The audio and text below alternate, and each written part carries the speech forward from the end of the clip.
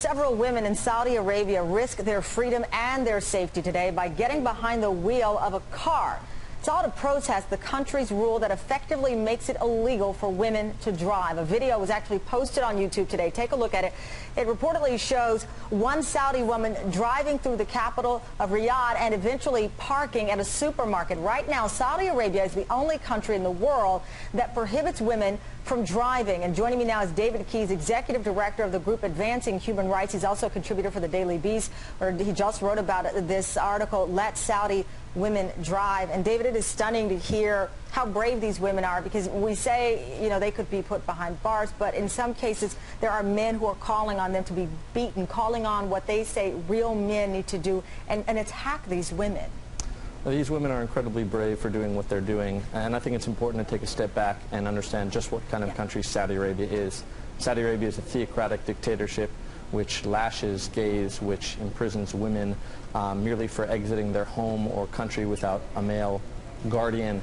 Saudi Arabia is a country which imprisons men like Hadi al-Mutif for making a joke about religion. It imprisons TV hosts like Ali Sibat.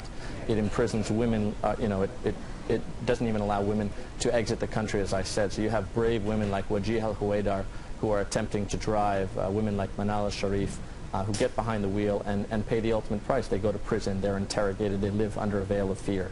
And there is not actually a law on the books that says women cannot drive, but they are prohibited from getting a license, which thus makes it illegal for them to drive. Why are we seeing this fight now from these women who've lived under this fear of being able just to drive to the supermarket? I was reading an article where, and I believe it was yours, where this woman wanted to take her mother to the hospital who'd fallen ill but had to wait on a male escort, and a critical hour was lost. Yeah. Well, that was actually the case of Wajih al-Huwaidar, whose mother, Salma, fell ill with a heart condition and died. And she had to wait, exactly as you said, critical hours. And this is just one example, but multiply that with the millions of women throughout Saudi Arabia who are forbidden from getting behind a wheel. That's certainly an unalienable right. And it's for that reason that I started the first annual Saudi Women's Grand Prix and attempted to get the king to co-sponsor it. We have yet to hear back.